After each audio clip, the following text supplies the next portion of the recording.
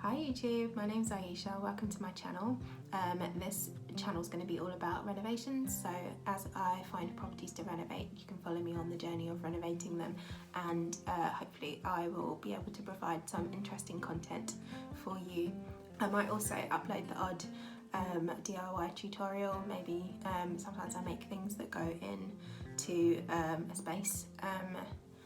Most interior designers do that. If you've watched any interior designers, like, it's good to sometimes you save money by doing DIYs and things, and it's always interesting to know how to make them, so I'll upload those, and maybe the odd food video as well. There's a couple on my channel already, so if you want to have a look at those, you can. Okay, so as you can see from the title of this video, this is going to be all about just 7 quick tips I can give you to help you get onto the property ladder, and hopefully something I say will help you.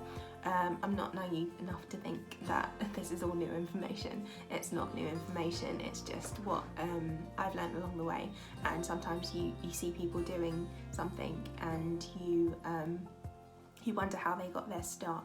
So this is just the tips that I've either learnt along the way or just my advice that I would give on the basis of what I've learnt through doing it myself. Okay, so tip number 1 is don't grow up before you're grown up. So what I mean to say is that, you know, some of us, I know for me, like, you go off to uni and you are living by yourself. Like, you can eat when you want, you can do what you want, you can tidy up if you want, you don't have to tidy up if you don't want to, you can, you know, you just, the world's your oyster really.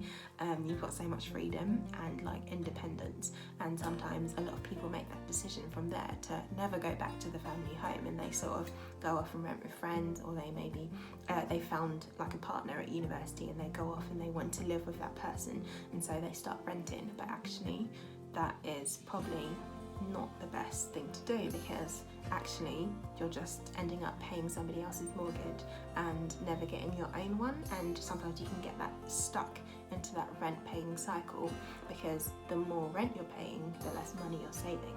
And if I just illustrate that really quickly with, like, I had someone I knew that had a 1-bedroom flat and they were paying about £1,000 per month, and I had a 1-bedroom flat on a mortgage and I was paying £360 per month for my mortgage. So it's like, even if you're not good at maths, you can calculate that there's a very clear difference between £1,000 and £360. So my advice to you is, if you can avoid renting, avoid it. If you have to, then try and be modest with what you're spending out per month, and maybe like compromise on where you are renting, or like the type of building you're renting, because you can save more money by staying at home if you've got that option. And I know not everyone has that option, but if you can do it. Also, that's not to say that if you are at home you don't have to pay any money. You could contribute, you could, you know, buy some food, pay a bill or two or whatever, but a lot of people's parents, I know, will let them stay at home for free. Tip number 2 is save before you spend, and again, you will have heard this one. So what I mean by that is that if you're working, you get paid a monthly wage. So when you get that monthly wage, make sure you save a certain amount of it, put that into your ISA, chuck it into your savings account or something, and then whatever's left is what you pay everything out of. So you might have to do a bit of a calculation beforehand to figure out what is a decent amount that you could save per month, and then as soon as you get paid, literally that goes straight into your savings account.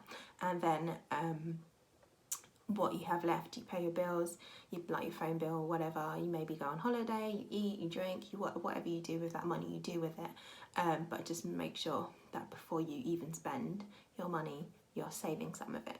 Even when it gets to the end of the month, you might have some left over. I used to do this quite a lot actually, is if I didn't spend everything, because you're not really trying to live it up large and spend all of your money, but if you have some left over at the end of the month, it also means it's excess money, so you can chuck that into your savings account or your ISA as well. So that's quite a good thing to do. Don't just be like, oh, I've got extra money to spend, let me go and buy, I don't know, a handbag I don't need, or some shoes I don't need, or whatever people buy for pleasure. Just save it, you know. And don't get me wrong, I had fun, I went on holidays, I did what I wanted to do, so but just make sure you're saving that certain amount per month, and you can very clearly see, in 3 months time I'm going to have this, in 6 months time I'm going to have this, in a year's time I'm going to have this, so you can see and meet your goals, and you'll do much better if you're very consistent at saving. my next point would be prove that you're good with money. So lenders want to be comfortable giving you their money. So, and they're not just going to be like, oh yeah, sure, have a, hundreds of thousands of pounds, I don't mind. It's not realistic. They need to know that you're good with like managing finances. So you do need to get some kind of debt beforehand and prove that you're paying it off. Okay, don't be naive to think that, just because you've never had an overdraft, you've never had a credit card, you've never done all of these things like that, they're just automatically going to be like, yeah, you can have loads of money. They won't. So it's good to go out and get a little bit of debt, but be cautious with the debt that you're getting because you don't want to go too far the other way, and that will be my next point. But so for example, you could maybe have a catalogue. I also did get a car as well on finance, which I think I regret. I know I regret, and again I'll talk about that a bit more in the next point, but just to kind of give you an illustration again of what I mean by that is that, when I had my flat, it was a 1-bedroom flat, the difference in cost per month between my car and my flat was £10. So I was paying £10 more for my flat, and I think that's ridiculous that your car is £10 less per month than your house or where you live. To me, it's not comparable, and I think that was a really big mistake. But yes, definitely get something. Could be a credit card. I personally have never had a credit card. I don't like overdrafts either. I've only had an overdraft for about maybe 2 years.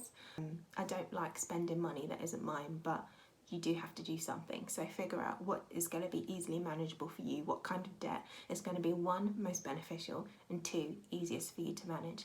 Do not, and this is the next point now, so I'm just going to roll straight into point number 4.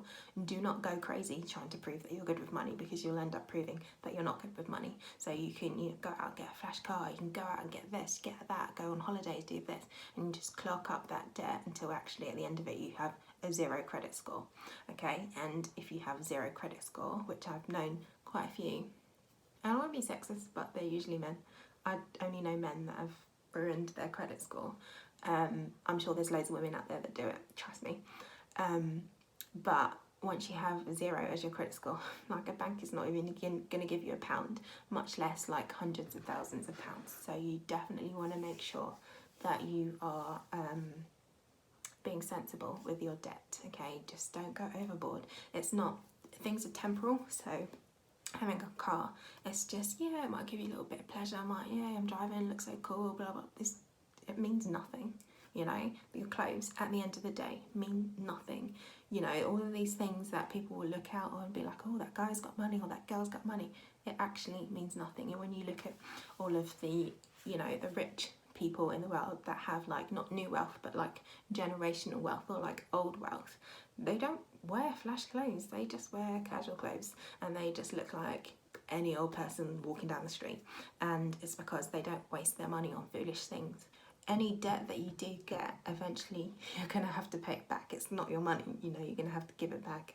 And what actually I didn't realise, and I really did not realise, is that every single bit of debt you have matters. So you're going to rock up to a bank and be like, can I have a mortgage please? How much are you giving me? And they're going to be like, oh, you have car finance, minus. Oh, you've got a student loan, minus. Oh, you've got this, minus. Then you're going to end up with a figure that you thought was, or you think is just a bit rubbish, really. So trying to avoid getting big amounts of debt. So obviously if you're going to go out and buy a flash new car for like 30k, that's 30k less for you for your house. So I'm not sure if it work out exactly like that, but your monthly payments is about what you have outgoing per month, and if the more you've got outgoing per month, the less that can come out in terms of your mortgage. So do not get large amounts of debt. Maybe get a small loan here or a tiny, like, just small bits.